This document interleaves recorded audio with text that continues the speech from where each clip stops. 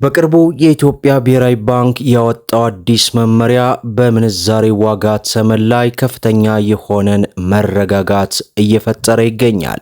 ሆኖም በዛሬው ዕለት ያለው የጥቁር ገበያ ሐዋላ ጨምሯል ወይስ ቀንሷል? አሰላሙ አለይኩም ወራህመቱላሂ ወበረካቱ። ሰላም ጤና ይስጥልን ክብራትና ክብራን አድማጭ ተመልካቾቻችን ሁሉ ሰላም ሁሉ መልካም፣ ከኛ ጋር ሁሉ ሰላም ነው። ዛሬ ሚያዝያ 18 2018 ዕለተ እሁድ ዕለታዊና ወቅታዊ የምንዛሬ ዋጋ በዛሬው ዕለት ጨምሯል ወይስ ቀንሷል የሚሉትን የ18 ሀገራትን በጥቁር ገበያ ብቻ ወደ እናንተ ይዘንላችሁ ቀርበናል። እንደምታውቁት በዛሬው ዕለት እሁድ ስለሆነ የባንክ የምንዛሬ መረጃ የለም።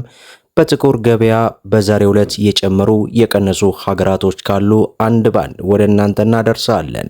ሁላችሁም ቪዲዮን ላይክ፣ ቻናሉን ሰብስክራይብ እያደረጋችሁ እስከ መጨረሻው ድረስ ተከታተሉ እያልን በቀጥታ ወደ መረጃው እናምራ።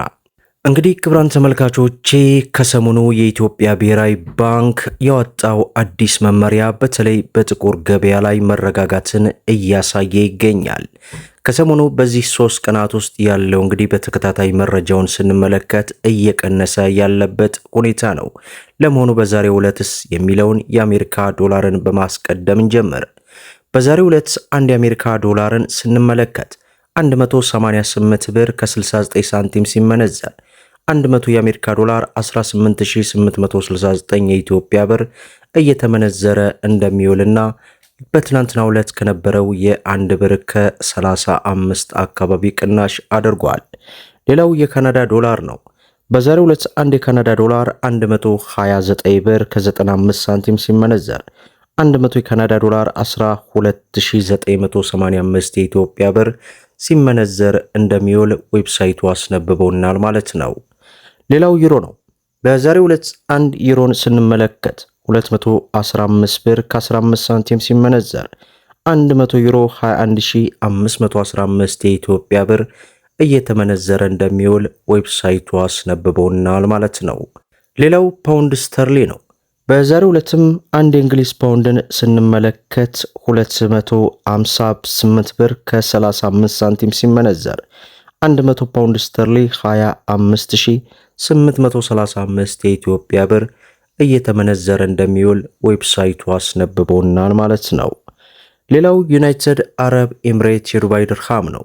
በዛሬው ዕለትም አንድ የዱባይ ድርሃምን ስንመለከት 50 ብር ከ29 ሳንቲም ሲመነዘር 100 የዱባይ ድርሃም 5000 ከ29 ሳንቲም እየተመነዘረ እንደሚውል ዌብሳይቱ አስነብበውናል ማለት ነው። ሌላው የሳውዲ ሪያል ነው። በዛሬው ዕለት አንድ የሳውዲ ሪያልን ስንመለከት 49 ብር ከ20 ሳንቲም ሲመነዘር 100 የሳውዲ ሪያል 4920 የኢትዮጵያ ብር ሲመነዘር እንደሚውል ዌብሳይቱ አስነብበውናል ማለት ነው። ሌላው በምንዛሬ ደረጃ የዓለማችን ቁጥር 1 የሆነችው የኩዌት ዲናር ናት። በዛሬው ዕለት አንድ የኩዌት ዲናር 611 ብር ከ12 ሳንቲም ሲመነዘር 100 የኩዌት ዲናር 61112 የኢትዮጵያ ብር ሲመነዘር ይውላል ማለት ነው። ሌላው የስዊስ ፍራንክ ነው። በዛሬው ዕለት አንድ የስዊስ ፍራንክ 139 ብር ከ09 ሳንቲም ሲመነዘር 100 የስዊስ ፍራንክ 13909 የኢትዮጵያ ብር ሲመነዘር ይውላል ማለት ነው። ሌላው በምንዛሬ ደረጃ የዓለማችን ቁጥር 2 የሆነችው የባህሬን ዲናር ናት። በዛሬው ዕለት አንድ የባህሬን ዲናር 506 ብር ከ70 ሳንቲም ሲመነዘር 100 የባህሬን ዲናር 50670 የኢትዮጵያ ብር ሲመነዘር ይውላል ማለት ነው። ሌላው የጆርዳን ዲናር ነው። በዛሬው ዕለት አንድ የጆርዳን ዲናርን ስንመለከት 262 ብር ከ99 ሳንቲም ሲመነዘር 100 የጆርዳን ዲናር 26299 የኢትዮጵያ ብር ሲመነዘር ይውላል ማለት ነው። ሌላው በምንዛሬ ደረጃ የዓለማችን ቁጥር 3 የሆነችው የኦማር ሪያል ናት።